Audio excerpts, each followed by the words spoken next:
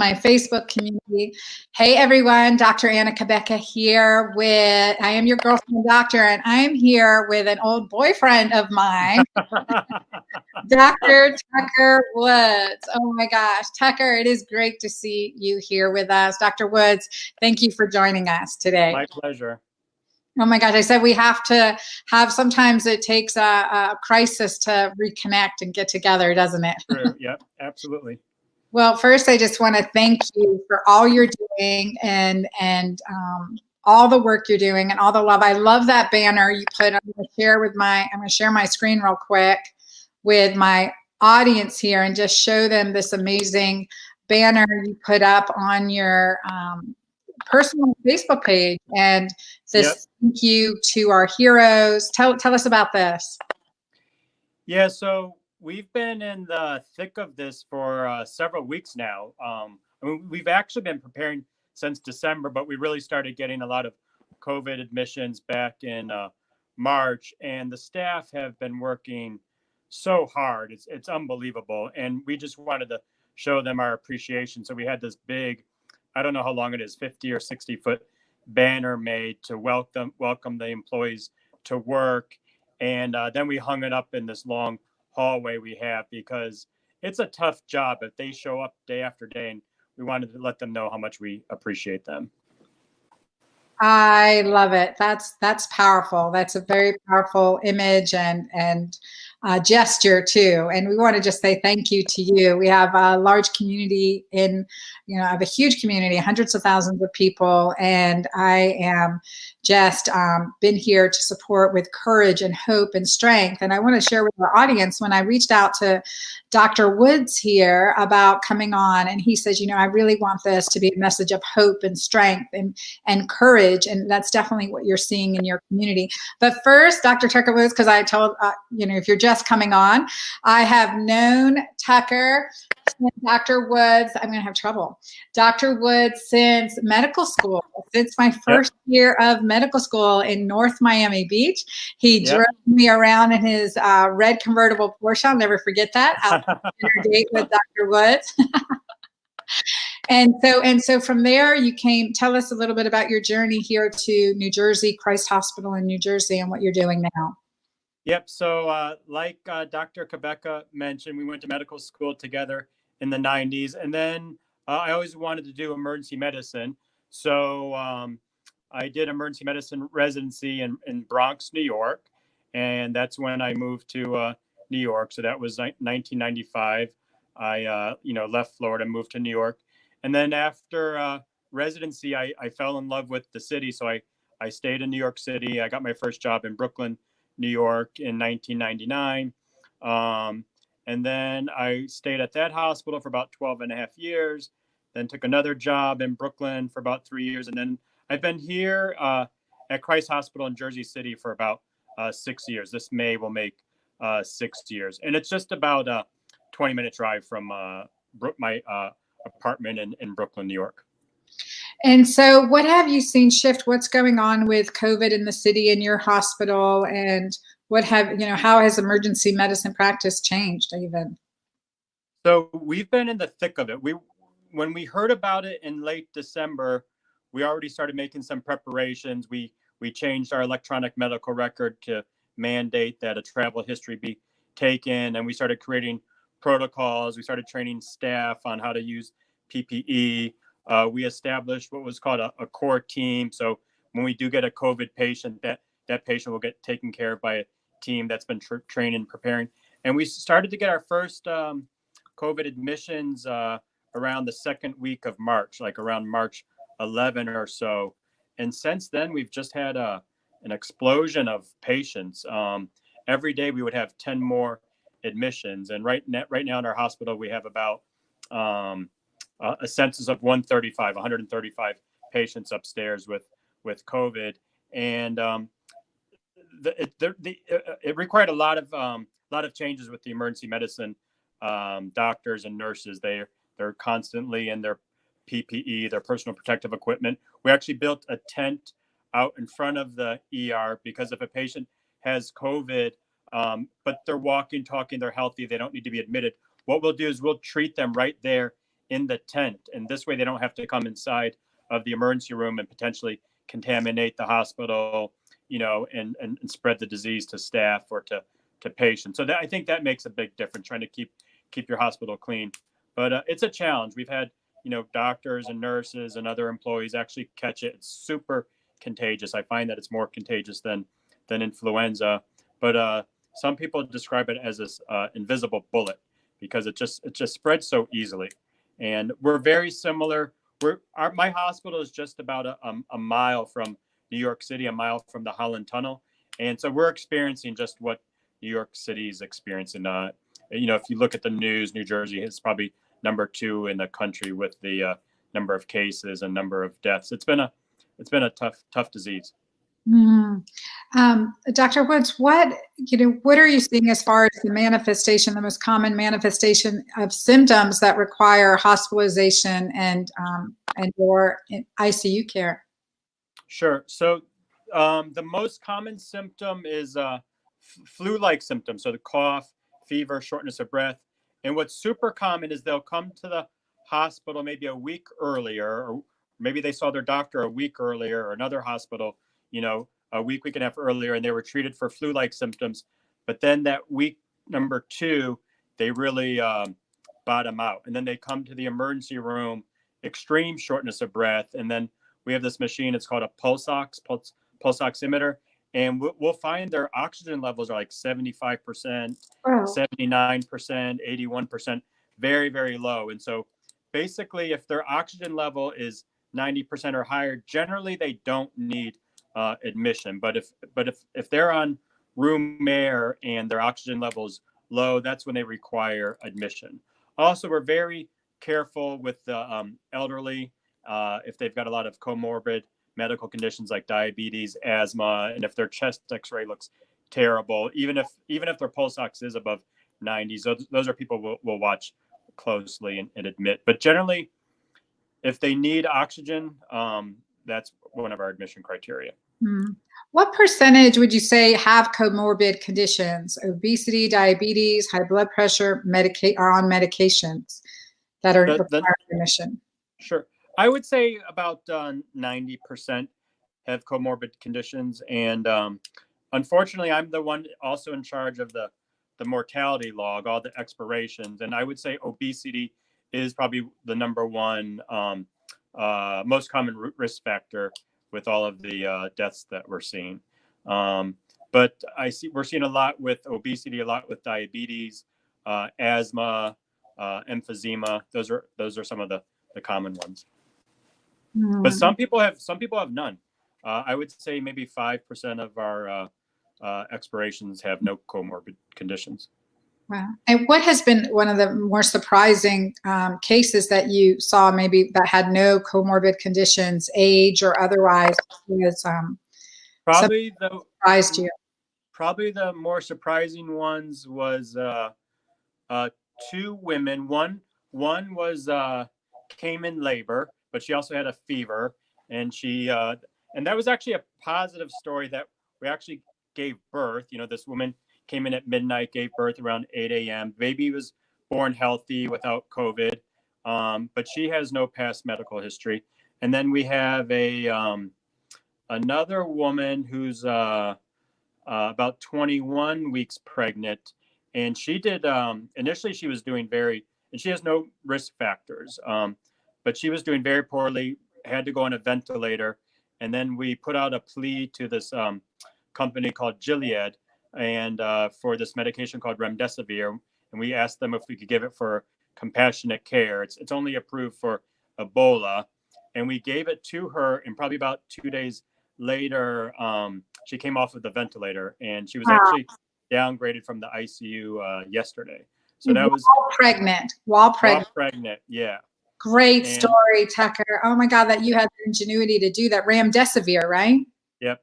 And we actually had she was on we had her on sedation in the ICU because she's on the ventilator, but we turned off her sedation so she could sign the consent to give us permission to give this medication, because it's really not approved for COVID-19, but it worked.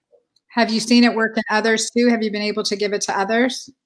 So The company, I think the only reason they released it to us was because she was pregnant, as a last attempt to help save her, and it did work. But we just enrolled in a clinical trial with them, so we're going to start giving it to more patients as part of a clinical trial. So I think that's great. And as far as like a percentage of people that have to be vented and then get off the vent, what are you seeing in your hospital? So the we try not to put them on a ventilator unless they absolutely need it, because it can be tricky to get them off. But I'm actually running the numbers now. But some of them, some hospitals have had a lot of trouble getting them off the ventilator. But we've had a number of cases where they do get off the ventilator. But sometimes, despite trying everything, it's really taken its toll on the elderly and those with comorbid medical conditions. We're experiencing the same thing as New York City, where we're just seeing a large number of deaths, and even got to the point where our morgue was to capacity. We had to get a refrigerated truck, then a second refrigerated truck. Now we're on our third refrigerated truck. So it's very, when you look at what's going on in New York City and New Jersey, it's pretty bad. And that's why I also think it's important to talk about some positive things too, because we do daily huddles with the staff. It's all by teleconference, and I make sure we always include some good news on those daily huddles. So one thing we started doing is every time somebody comes off a ventilator, like you were asking, we play this happy music overhead. So for years, whenever we've had a new birth in the hospital, we play that Rockabye Baby song overhead, just a 15-second chime, and that tells you that there's a birth in the hospital. But now, whenever somebody comes off of a ventilator, or if we discharge a COVID patient home, we play the Happy song by Pharrell for 20 seconds. Song. Yeah, so we wanted to just do something to lift up the spirits of the employees. And I want to talk about that more, creating resilience, keeping us out of the ER, OR, all that, ICU, et cetera. I want to acknowledge everyone coming on, who's just coming on. This is Dr. Anna Kveka, the Girlfriend Doctor. Thank you all for joining me with my dear colleague, Dr. Tucker Woods, coming to us from New Jersey. Christ Hospital in New Jersey is the chief medical officer there. He's a longtime friend. We've known each other 30 freaking years. I know. It's a long time. First year of med school. So we've known each other a long time. And acknowledging people that are coming on, I definitely want you guys to like, share, tag people, share this information. Join us also in supporting our physicians and our hometown heroes and our frontline practitioners, and just acknowledging, hearing your good words. And many of you have already said thank you, thank you, thank you here in the comments, the ones that we can see. And I just love it. The praise and gratitude. My community is the kindest, heartest community, Tucker, in this world. I truly believe that this is a wise group of predominantly women warriors that are all keto green, just really working on avoiding those diseases of aging, right? We do this keto green plan that's creating insulin sensitivity and managing cortisol while empowering oxytocin. That in a nutshell. So there are some questions here that, well, first I want to just acknowledge a client. I can't see your name come up, but the comment is, does your hospital have enough protective equipment? My good friend Eva Radke, based in Brooklyn, is spearheading an effort that's delivering PPE supplies where needed. Her company is ArtCube Army for medical supplies. They gather money on GoFundMe, and they get a movie set art directors to build medically designed PPE devices. So how would someone from your team be able to reach out to her, or who should she reach out to on your team? If she wanted to reach out to someone on my team, the person who coordinates that, his name is Chad, and I can get you Chad's number. I don't know if this will disconnect us. Oh, wait.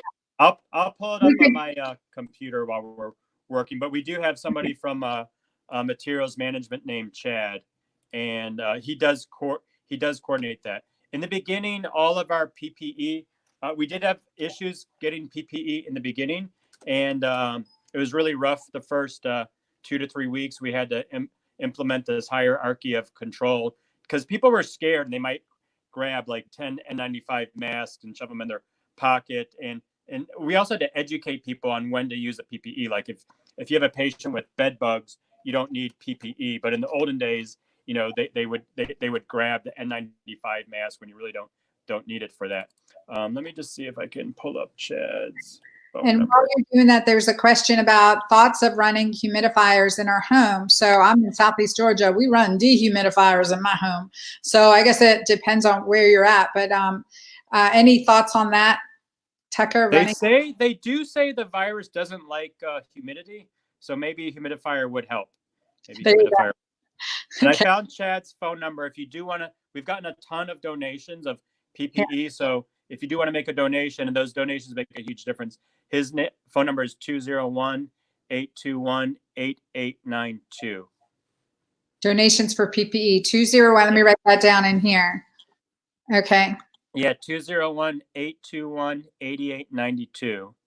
And his first name is Chad, last name Sandefur, Sandefur. Okay, read that number one more time. 201-821-8892. And then Anna, if you have any trouble, just reach out to me. I have this also. Okay, that's perfect. All right. And then we have this other question for an asthma sufferer. I know I'm more likely to not survive the COVID. Well, first of all, let's change that attitude. There are asthma sufferers coming through COVID and other conditions. So we're going to reset our frame of thought here. But she asked, besides staying at home and managing my asthma, what can I do to strengthen my breathing? I think you're doing a lot of, the first recommendation is good. Stay home, practice social distancing. And you'd be surprised, sometimes we'll even see asthmatic patients that like to smoke cigarettes and stuff like that. So don't do any of the stuff you shouldn't be doing. But I think the biggest advice we're giving people is to practice the social distancing. I think if you do go out, I think it's wise to wear like a cloth mask or just a regular medical mask when you're out and about. This way, if you do touch, if you touch your face and you have mucous membranes in your mouth, nose, eyes, this way you can help protect and stop spreading that.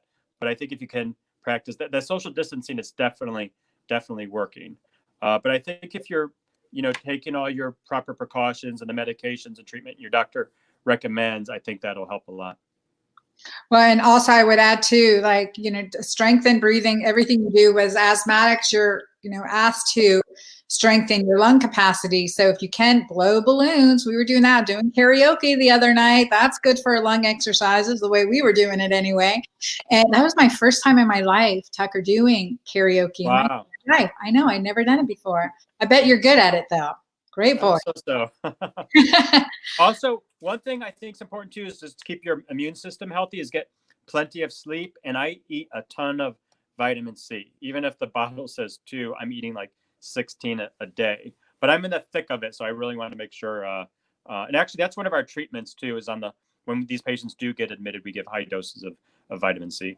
Are you giving IV vitamin C, 15, 20 grams? We're giving IV. A lot of hospitals are running out of it, and so then they switch to the oral. But believe it or not, there's a national shortage now on vitamin C. I believe it. And the other thing too that I recommend for for breathing exercise, I think that's good for all of us right now too. I actually had shown in an earlier video blowing out Easter eggs. Hey, that's fun, guys. But have fun, whatever you do, have fun, laugh. That's all important too for boosting your immune system. Colloidal silver, we showed this in the video with Dr. Miriam Rahab, in your nasal passageways, wipe over your face, especially if you're going outside, just adding that additional layer of protection. So colloidal silver, increasing your immune system. Vitamin C, you guys have heard me say vitamin C, vitamin D with vitamin K, vitamin D3 with K2, zinc, and Mighty Maca Plus, right? We're going to keep our immune system, fill ourselves with good antioxidants, and really work on strengthening and building our immunity all together, but definitely add in that positive attitude. So a resilient body is your best defense on this. So again, encourage y'all to tag, share, like, and thanks for expressing so much gratitude. Tucker, let's just share the other stories of strength and encouragement and courage that you've seen. I mean, because you guys know what you're entering. Like, so how are you doing this as a human being? How are you entering knowing your risk is very high. You're exposed day after day after day. The nurses and attendings and support staff, which I thank all of them, everyone, bless you guys. How do you do it? How do you have that resolve? Like I'm going in and I see you doing this. I think the It's more than staff a are job, right? the staff are really just dedicated, and it's one of the first. I've been practicing medicine like you, Anna, since 1995, but it's one of the first times I've seen staff where they're scared to go to work. And in the beginning, I even had a couple of doctors in my office. They were crying, and they would say, like, before I go to work, I make sure I tell my wife, did I say goodbye in the right way? I want to say the right thing before I go to work, because what if I catch it and don't make it? And so they're scared, and but they're just pulling together, and they're just showing this tremendous tenacity and dedication and teamwork. It's really bringing out the best in people. And but it's tough. Like, we have this one nurse, her name's Maxine, they call her Max, and like when she's an ER nurse, and when she goes home, she jumps out of her car, and then she's in her bra and underwear, she runs to the garage, throws all the stuff in there, takes a shower, and then she sleeps on an air mattress. And she has her daughter turned 1 year old 2 weeks ago, and she couldn't kiss her daughter, like, because she's afraid, if I have it, I don't want to give it to my daughter. So every day she's sleeping on an air mattress, and hasn't kissed her daughter, hasn't gotten to bond with her husband. But they want to be in it from the beginning to the end, and make sure they're there for the patients. But I think if you do get into emergency medicine or healthcare, and you're working in a hospital, going into it that you're going to have some tough challenges. This one's a little different because you're not supposed to die in the line of duty if you're a doctor or nurse. So this one is very different. And if you watch the news, there's a number of healthcare providers, unfortunately, who have gotten it. But I do think if they do develop an antibody test, and there's one or two now that are approved by the FDA, I think the staff will feel more confident if they know that they have antibodies, and then the immunity that goes along with it. It'll almost be like having an internal hazmat suit if they know they're protected. Because a lot of people, we don't know the number, maybe 25 to 50% have gotten it but had no symptoms, and so they could have immunity and just not know it. But yeah, they just muster up their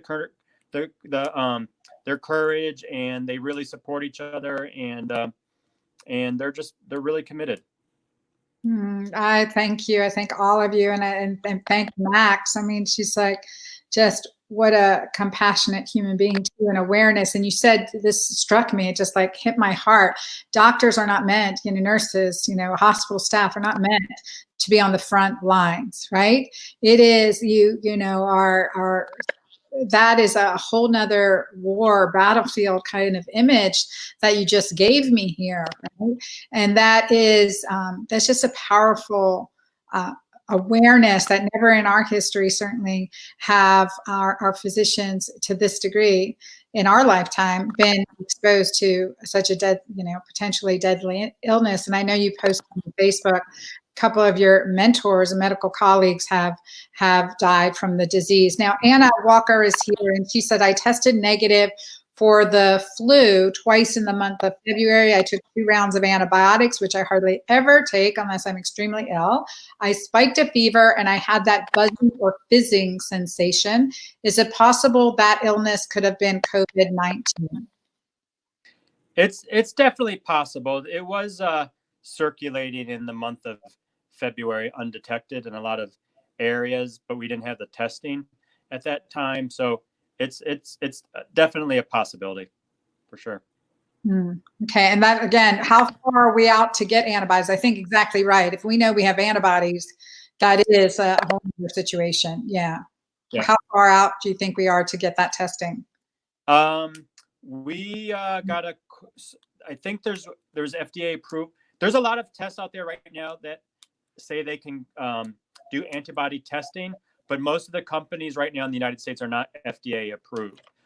There's one or two that are FDA approved, and our director of the lab was getting a quote today. So we're hoping to get it soon, maybe early May. Okay. Okay. Like, don't wait for FDA approval. Hello. Wait, let's not wait. Let's just get some testing, right? At least if it's negative, it's negative. But if it's positive, it should be, you're there anyway in the hospital, right? A Facebook user said, I texted Eva Radke, gave her Chad's name, and asked her to get in touch. Awesome. So thank you. Thank you. Thank you so much for doing that. And great.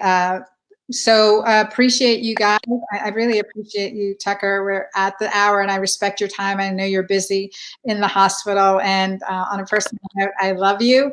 Thank you. And thank you. You haven't aged a bit. You look exactly the same. So do you. It's not fair. It's not fair. It's awesome. You look fabulous. So, we'll be in touch outside this. I'll probably bring you back again if you don't mind. At least I can look at you and chat with you, if not flirt with you once again.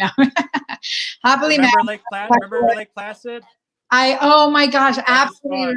I'm going to tag my cousin Andre here and give your parents my love. And yes. And thanks for. Thank you, Anna. Thank you. A pleasure. Thank you so much. Thank you all for listening today. Bye. Bye. Thank you.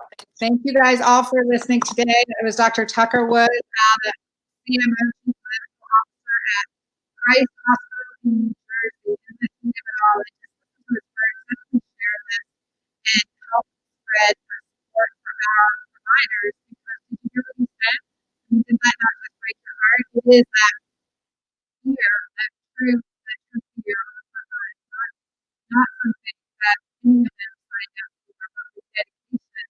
That behind us, we're being our best support network in our really proud of the colleagues and medical staff and all our medical systems around the world that are